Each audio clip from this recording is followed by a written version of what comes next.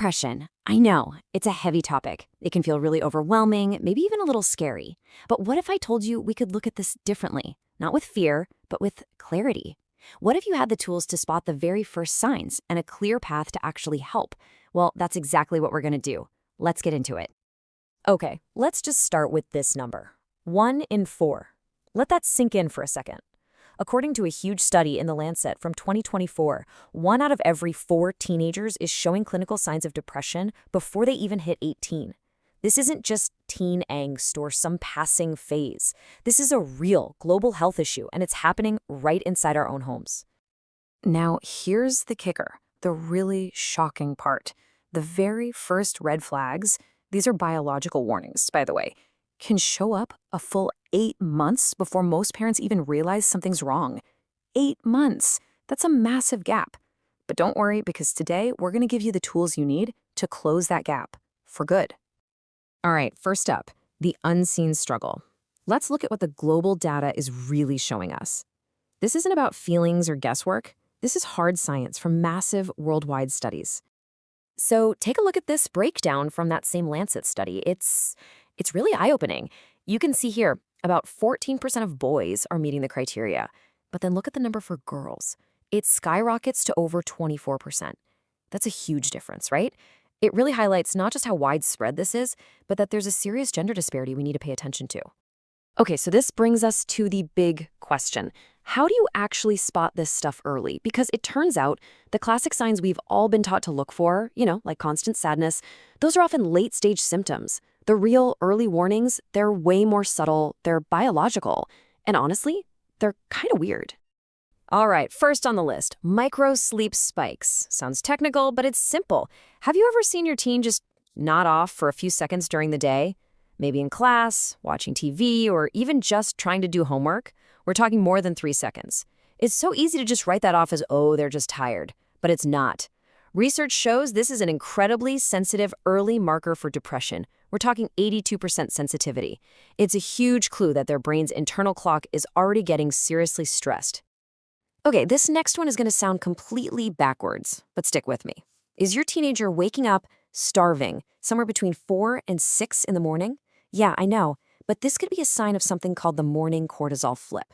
See, your stress hormone, cortisol, is supposed to peak right when you wake up to get you going. But with early depression, that whole system gets flipped on its head. It spikes hours too early, waking them up and making them ravenous. It's a total disruption of their natural rhythm. You've probably heard the term anhedonia, right? It's that classic sign of losing interest in hobbies you used to love. But we need to update our thinking. Let's call it anhedonia 2.0. Think about it. A teen isn't going to just drop soccer practice or their guitar overnight. But a much earlier sign? They lose interest in their own social media feed. The very TikTok or Instagram algorithm they've spent months perfectly training to show them exactly what they love, when that becomes boring? Wow, that is a massive, massive red flag in today's world. And here are 2 more quick but powerful ones to watch for. First, pain migration. This is unexplained pain that seems to just move around. One week it's a headache, the next it's a stomachache. Then it's their back. This is a classic sign of underlying inflammation, which we now know is a huge driver of depression. And the second one? The word whatever. I'm not kidding. Researchers actually found that if a teen uses that word more than 9 times in a day, it strongly correlates with a clinical depression score. It's indifference that you can literally count. So the big question is, why? Why is this happening now more than ever? What's putting our kids' biology under so much pressure? Well, it boils down to a couple of key modern triggers. First, let's talk about something called social jet lag. It's exactly what it sounds like. A teenager's natural body clock is wired to stay up late and sleep in late. But then, school happens. They have to wake up super early. So what do they do on the weekend? They sleep in to catch up. The result? Their brain is basically in a state of constant weekly jet lag. It's like flying from New York to LA and back every single weekend. And if you think that's no big deal, look at this. A brand new study found that just sleeping in for an extra 30 minutes on the weekend, just half an hour, is linked to an 11% increase in depressive symptoms. That is a staggering biological price to pay for what seems like a totally normal, harmless thing to do. The second trigger, it's been called the likes withdrawal loop. And this is where it gets scary. Brain scan studies, we're talking fMRIs, found that when a teen posts something and gets fewer likes than their brain expected, their reward center reacts in the exact same way it does during morphine withdrawal. Let me see that again. It's identical to drug withdrawal. That's not a mood swing. That is a powerful biological crash happening inside their head. Okay, that was a lot of heavy stuff, I know. We've talked about the problem, we've talked about the triggers. So now let's shift gears and talk about solutions. I want to give you a toolkit for clarity. And let me be clear, this is not about you playing doctor and diagnosing your kid. It's about giving you a simple, science-backed tool to see things more clearly, and you can literally use it tonight. Question number 1 is super simple. Just ask, hey, on a scale of 1 to 10, how would you rate your mood yesterday? That's it. If they say 5 or less, you give them 1 point. It's just a really easy, non-confrontational way to get a quick snapshot of their internal world. All right, question 2. This one goes right back to that cortisol flip we were talking about earlier. Ask them, did you wake up more than 2 hours before your alarm went off this morning?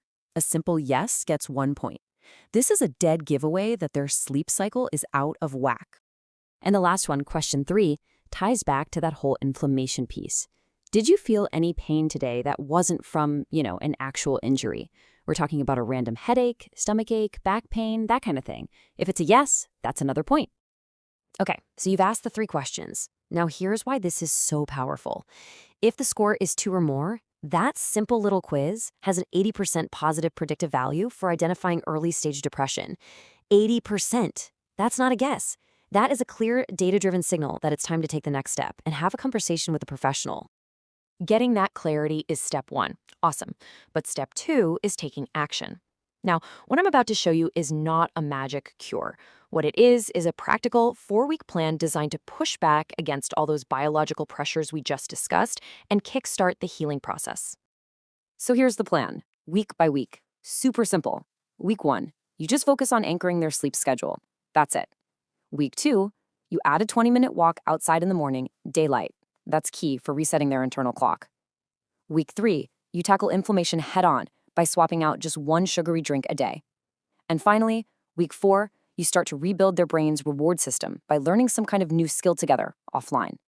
And this isn't just wishful thinking. This is why it actually works on a biological level. Just look at this. Anchoring their sleep, that can drop a key inflammation marker by 18%.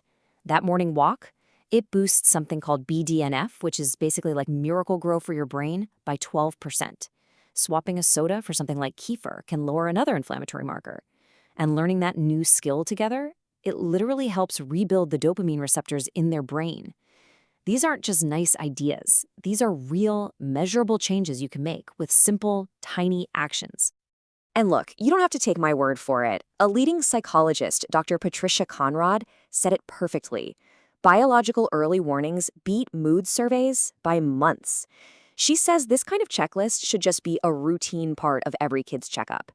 The point is, the tools are out there. We just need to start using them. So, we're at the end. But really, this is the beginning for you. Just look at that 4-week plan again. Don't get overwhelmed. I want you to just ask yourself one question. What is the one tiny, achievable thing from this plan that you can start this week? Just one. Because it's not about fixing everything overnight. It's about taking that very first step today.